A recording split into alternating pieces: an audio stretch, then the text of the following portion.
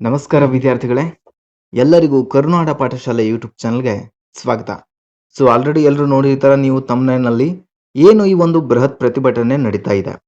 ಇವತ್ತು ಬೆಳಗ್ಗೆ 11 ಗಂಟೆಗೆ ಪ್ರತಿಭಟನೆ ಶುರುವಾಗಲಿದೆ. ಯಾವುದರ ವಿರುದ್ಧ ಏನೆಲ್ಲ ವಿಷಯಗಳ ಕುರಿತು ಈ ಒಂದು ಬೃಹತ್ ಪ್ರತಿಭಟನೆಯನ್ನ ಮಾಡ್ತಾ ಇದ್ದಾರೆ ಅನ್ನೋದ್ರ ಬಗ್ಗೆ ಸಂಪೂರ್ಣ ಮಾಹಿತಿಯನ್ನ ಇವತ್ತಿನ ಒಂದು ವಿಡಿಯೋದಲ್ಲಿ ನಾವು ನೋಡೋಣ. ಅದ್ರ ಜೊತೆಗೆ ಯಾರಾದ್ರೂ ಬೆಂಗಳೂರಿನಲ್ಲಿ ಇದ್ರೆ ಅಥವಾ ಹತ್ತಿರದಲ್ಲಿ ಯಾರಾದ್ರೂ ಇದ್ರೆ ದಯವಿಟ್ಟು ಈ ಒಂದು ಹೋರಾಟದಲ್ಲಿ ಪಾಲ್ಗೊಳ್ಳಿ. ಯಾಕಂದ್ರೆ ಇದು ವಿದ್ಯಾರ್ಥಿಗಳ ಪರವಾದಂತ ಒಂದು ಹೋರಾಟ ಆಗಿರುತ್ತೆ. ವಿದ್ಯಾರ್ಥಿಗಳ ಒಂದು ಸಮಸ್ಯೆ ಕುರಿತಾದ ಒಂದು ಹೋರಾಟ ಆಗಿರುತ್ತೆ. ನಿಮ್ಗೆಲ್ಲರೂ ಗೊತ್ತಿರುವ ಹಾಗೆ AKSSA ಅಖಿಲ ಕರ್ನಾಟಕ ರಾಜ್ಯ ವಿದ್ಯಾರ್ಥಿ ಸಂಘಟನೆಯ ವತಿಯಿಂದ ನವೆಂಬರ್ 19, 2024 ಬೆಂಗಳೂರಿನ ಫ್ರೀಡಂ ಪಾರ್ಕ್ ನಲ್ಲಿ ವಿವಿಧ ಸರ್ಕಾರಿ ನೇಮಕಾತಿಗಳಲ್ಲಿ ಆಗುತ್ತಿರುವಂತಹ ಉದ್ಯೋಗ ಆಕಾಂಕ್ಷಿಗಳ ಪ್ರಸ್ತುತ ಎದುರಿಸುತ್ತಿರುವ ಸಮಸ್ಯೆಗಳ ಬಗ್ಗೆ ಸರ್ಕಾರದ ಒಂದು ಗಮನ ಸೆಳೆದು ಈ ಎಲ್ಲಾ ಸಮಸ್ಯೆಗಳನ್ನು ಬೇಡಿಕೆಗಳ ರೂಪದಲ್ಲಿ ಸರ್ಕಾರದ ಒಂದು ಮುಂದಿಟ್ಟು ಈಡೇರಿಸಬೇಕೆಂದು ಆಗ್ರಹಿಸಿ ಬೃಹತ್ ಪ್ರತಿಭಟನೆಯನ್ನ AKSSA ಒಂದು ಸಂಘಟನೆಯವರು ಹಮ್ಮಿಕೊಂಡಿದ್ದಾರೆ. ಈ ಒಂದು ಪ್ರತಿಭಟನೆಗೆ ರಾಜ್ಯದ ಎಲ್ಲಾ ಜಿಲ್ಲೆಗಳಿಂದ ಸ್ಪರ್ಧಾರ್ಥಿಗಳು ಆಗಮಿಸ್ತಾ ಇದ್ದಾರೆ. ಅದರ ಜೊತೆಗೆ ಎಲ್ಲ ಅಭ್ಯರ್ಥಿಗಳ ಒಕ್ಕೂರಿನಲ್ಲಿರುವಂತಹ ಒಂದು ಬೇಡಿಕೆಗಳೇನೆಂದರೆ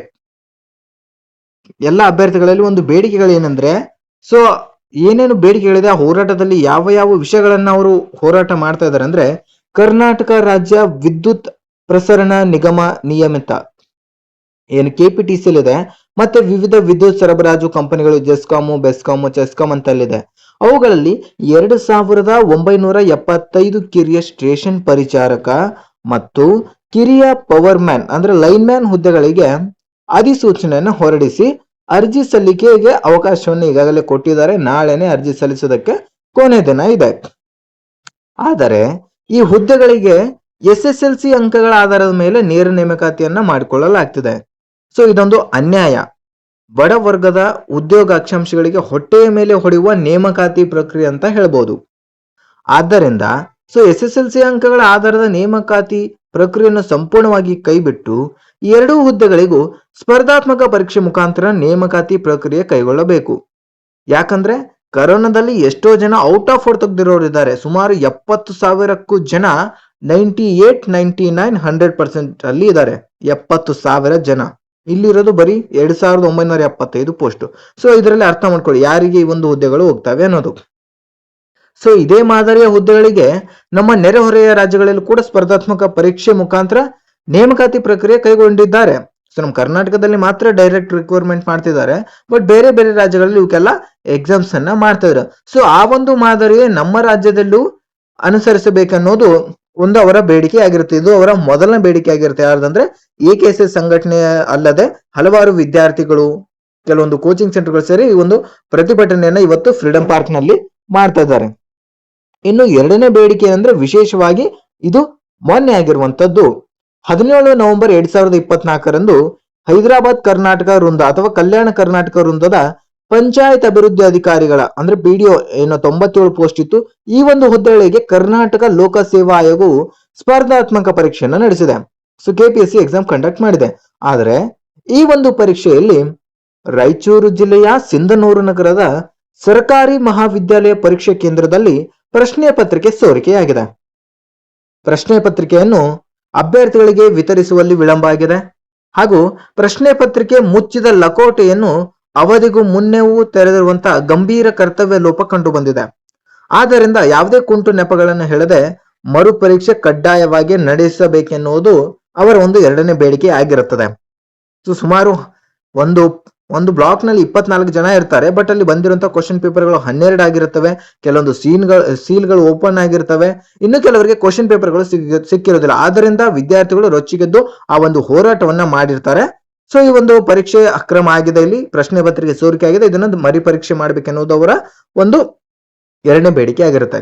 ಇನ್ನು ಮೂರನೇ ಬೇಡಿಕೆ ಏನೆಂದರೆ ಸಿಂಧನೂರಿನ ಸರ್ಕಾರಿ ಮಹಾವಿದ್ಯಾಲಯ ಪರೀಕ್ಷಾ ಕೇಂದ್ರದಲ್ಲಿ ಗಂಭೀರವಾದ ಪರೀಕ್ಷಾ ಕ್ರಮ ಮತ್ತು ಲೋಪಗಳ ವಿರುದ್ಧ ಧ್ವನಿ ಎತ್ತಿದ 12 ಮಂದಿ PDO ಪರೀಕ್ಷಾರ್ಥಿಗಳ ವಿರುದ್ಧ ದೂರು ದಾಖಲಿಸಿ FIR ಹಾಕಲಾಗಿದೆ. ಇದೇನು ಅಕ್ರಮ ಕಂಡು ಬಂದು ಈ ಒಂದು ಲೋಪಗಳು ಕಂಡು ಬಂದಾಗ ಯಾರು ಧ್ವನಿ ಎತ್ತಿ ಒಂದು ಹೋರಾಟವನ್ನ ಮಾಡಿದ್ರೆ ಆ ಒಂದು ಕಾಲೇಜಿನ ಮುಂದೆ ಅವರ ವಿರುದ್ಧನೇ FIR ನ ಹಾಕಿದ್ದಾರೆ. ಇದನ್ನು ಉಗ್ರವಾಗಿ ಸಂಘಟನೆ ಅವರು ಖಂಡಿಸ್ತಾ ಇದ್ದಾರೆ. ಆದ್ದರಿಂದ ಕೂಡಲೇ ಸರ್ಕಾರವು ಆ ಒಂದು ದೂರನ್ನ ವಾಪಸ್ ಪಡೆದು FIR ಅನ್ನ ರದ್ದುಗೊಳಿಸಿ ಹಾಗೆ ಕರ್ತವ್ಯ ಲೋಪ ಎಸಗಿದ ಪರೀಕ್ಷಾ ಕೇಂದ್ರದ ಮುಖ್ಯಸ್ಥರು ಮತ್ತು ಸಿಬ್ಬಂದಿಯನ್ನ ಅಮಾನತುಗೊಳಿಸಬೇಕೆನ್ನುವುದು ಅವರ ಮೂರನೇ ಒಂದು ಬೇಡಿಕೆ ಆಗಿರುತ್ತೆ. ಇನ್ನು ನಾಲ್ಕನೇ ಬೇಡಿಕೆಯನ್ನ ನೋಡೋದಾದ್ರೆ ಒಟ್ನಲ್ಲಿ ಇದು ಬಂದ್ಬಿಟ್ಟು KPTCಯಲ್ಲೂ ಮತ್ತೆ PDO ಅಷ್ಟೇ ಸಂಬಂಧಪಟ್ಟಿದ್ದಲ್ಲ. ಇದು ಬಂದ್ಬಿಟ್ಟು ಎಲ್ಲಾ ಒಂದು ಸ್ಪರ್ಧಾತ್ಮಕ ಪರೀಕ್ಷೆ ಈ ಒಂದು KPSC KE ನಡೆಸುವಂತಹ ನೇಮಕಾತಿಗಳಲ್ಲಿ ಯಾವುದೇ ರೀತಿಯ ಅಕ್ರಮವಾಗದಂತೆ ಒಂದು ಸರಿಯಾದ ರೀತಿಯಲ್ಲಿ ಪರೀಕ್ಷೆ ನಡೆಸಿ ಅನ್ನುವಂತ ಒಂದು ಬೇಡಿಕೆ ಇಡುವಂತ ಒಂದು ಹೋರಾಟ ಆಗಿರುತ್ತೆ. ಸೊ ದಯವಿಟ್ಟು ಯಾರಾದ್ರೂ ಹತ್ತಿರ ಇರೋರು ಈ ಒಂದು ಹೋರಾಟದಲ್ಲಿ ಭಾಗವಹಿಸಿ. ಹಾಗೆ ಯಾರಾದ್ರೂ ಫಸ್ಟ್ ನಮ್ಮ ಚಾನಲ್ ಅಂತ ನೋಡ್ತಾ ಇದ್ರೆ ದಯವಿಟ್ಟು ಸಬ್ಸ್ಕ್ರೈಬ್ ಮಾಡೋದನ್ನ ಯಾವುದೇ ಕಾರಣಕ್ಕೂ ಮರಿಬೇಡಿ. ಇನ್ನು ವಿಶೇಷವಾಗಿ ಗೃಹ ಇಲಾಖೆ ಮುಂಬರುವ ಪೊಲೀಸ್ ಕಾನ್ಸ್ಟೇಬಲ್ ನೇಮಕಾತಿಯಲ್ಲಿ ಸಾಮಾನ್ಯ ವರ್ಗದ ಅಭ್ಯರ್ಥಿಗಳಿಗೆ 30 ವರ್ಷ ಮತ್ತು ಹಿಂದುಳಿದ ವರ್ಗದ ಪರಿಶಿಷ್ಟ ಜಾತಿ ಹಾಗೂ ಪರಿಶಿಷ್ಟ ಪಂಗಡ ಅಭ್ಯರ್ಥಿಗಳಿಗೆ 33 ವರ್ಷವರೆಗೂ ಅನ್ವಯವಾಗುವಂತೆ ವಯೋಮಿತಿ ಸಡಿಲಿಕೆ ನೀಡಬೇಕು. ಇವಾಗ ಪ್ರಸ್ತುತ ಇದೆ, ಬಟ್ ಮುಂಬರುವ ನೇಮಕಾತಿಯಲ್ಲಿ ಕೂಡ ಈ ಒಂದು ವಯೋಮಿತಿ ಸಡಿಲಿಕೆ ನೀಡಬೇಕೆನ್ನುವುದು ಅವರ ಬೇಡಿಕೆ ಆಗಿರುತ್ತೆ. ಇದಾದ ಮೇಲೆ 545 ಮತ್ತು 402 545 ಮತ್ತು 402 ಇದೊಂದು PSI ಹುದ್ದೆಗಳ ನೇಮಕಾತಿ ಆಗಿತ್ತು. ಸೊ ಈ ಒಂದು ಪರೀಕ್ಷೆಯನ್ನ ಬರೆದಿರುವಂತಹ ಅಭ್ಯರ್ಥಿಗಳಿಗೆ ಒಂದು ಬಾರಿಗೆ ಅನ್ವಯವಾಗುವಂತೆ 2 ವರ್ಷಗಳ ಕಾಲ ವಯೋಮಿತಿ ಸಡಿಲಿಕೆ ನೀಡಬೇಕು. ಸೊ ಜಸ್ಟ್ ಇವರಿಗೆ ಕೂಡ ಒಂದು ಏಜ್ ರಿಲೆಕ್ಷನ್ ಕೊಡು ಎನ್ನುವಂಥದ್ದು ಒಂದು ಬೇಡಿಕೆ ಆಗಿರುತ್ತೆ. ಸೊ ರಾಜ್ಯದ ಲಕ್ಷಾಂತರ ಸರ್ಕಾರಿ ಉದ್ಯೋಗ ಆಕಾಂಕ್ಷಿಗಳಿಗೆ ಪರವಾಗಿ ಈ ಒಂದು AKSSA ಅಖಿಲ ಕರ್ನಾಟಕ ರಾಜ್ಯ ವಿದ್ಯಾರ್ಥಿಗಳ ಒಕ್ಕೂಟ ಸಂಘಟನೆಯು ಎಲ್ಲ ನ್ಯಾಯಸಮ್ಮತವಾದ ಬೇಡಿಕೆಗಳನ್ನು ಮಾನ್ಯ ಘನವೆತ್ತ ರಾಜ್ಯ ಸರ್ಕಾರ ಹಾಗೂ ಮಾನ್ಯ ಜನಪ್ರಿಯ ಮುಖ್ಯಮಂತ್ರಿಗಳ ಮುಂದಿಡ್ತಾ ಇದ್ದಾರೆ. ಅತಿ ಶೀಘ್ರದಲ್ಲಿ ಎಲ್ಲಾ ಬೇಡಿಕೆಗಳ ಬಗ್ಗೆ ನ್ಯಾಯ ಸಮಂಜಸವಾದ ನಿರ್ಧಾರ ಕೈಗೊಂಡು ಎಲ್ಲಾ ಅಭ್ಯರ್ಥಿಗಳಿಗೆ ನ್ಯಾಯ ಒದಗಿಸ್ತಾರೆ ಅನ್ನುವಂಥದ್ದು ಅವರ ಒಂದು ಸಕಾರಾತ್ಮಕ ಒಂದು ನಿರೀಕ್ಷೆಯಲ್ಲಿ ಇದ್ದಾರೆ. ಸೊ ಈ ಒಂದು ಹೋರಾಟದಲ್ಲಿ ಎಲ್ಲರೂ ಭಾಗವಹಿಸಿ ಒಂದು ಹೋರಾಟದಲ್ಲಿ ಯಶಸ್ಸು ಸಿಗಲಿ ಅನ್ನುವಂಥದ್ದು ನನ್ನ ಒಂದು ಆಶೆ ಆಗಿರುತ್ತೆ. ಐ ಹೋಪ್ ಈ ವಿಡಿಯೋದಲ್ಲಿ ನಿಮಗೆ ಸಂಪೂರ್ಣವಾಗಿ ಎಲ್ಲಾ ಮಾಹಿತಿ ಕೊಟ್ಟಿದ್ದೇನೆ ಅಂತ ಅನ್ಕೋತೀನಿ. ವಿಡಿಯೋ ಇಷ್ಟ ಆಗಿದ್ರೆ ಲೈಕ್ ಮಾಡಿ, ಶೇರ್ ಮಾಡಿ, ಹಾಗೆ ಸಬ್ಸ್ಕ್ರೈಬ್ ಮಾಡೋದನ್ನ ಯಾವುದೇ ಕಾರಣಕ್ಕೂ ಮರಿಬೇಡಿ. ಸ್ಪರ್ಧಾತ್ಮಕ ಪರೀಕ್ಷೆಗಳ ಮಾಹಿತಿ ಹಾಗೂ ಏನೇ ಒಂದು ಅಪ್ಡೇಟ್ಸ್ ಇದ್ರೂ ನಮ್ಮ ಚಾನೆಲ್ ನಲ್ಲಿ ಪ್ರತಿನಿತ್ಯ ಆಗ್ತಾ ಇರ್ತವೆ.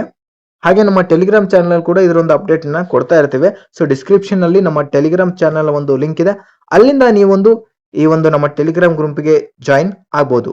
ಓಕೆ, ಸೊ ನಿಮ್ಮ ಅನಿಸಿಕೆಗಳನ್ನ ಕಮೆಂಟ್ ಮಾಡೋದನ್ನ ಯಾವುದೇ ಕಾರಣಕ್ಕೂ ಮರಿಬೇಡಿ. ವಿಡಿಯೋಗೆ ಲೈಕ್ ಮಾಡಿ, ನಿಮ್ಮ ಸ್ನೇಹಿತರೊಂದಿಗೂ ಹಂಚಿಕೊಳ್ಳಿ, ಹಾಗೆ ಸಬ್ಸ್ಕ್ರೈಬ್ ಮಾಡಿ. ಧನ್ಯವಾದಗಳು.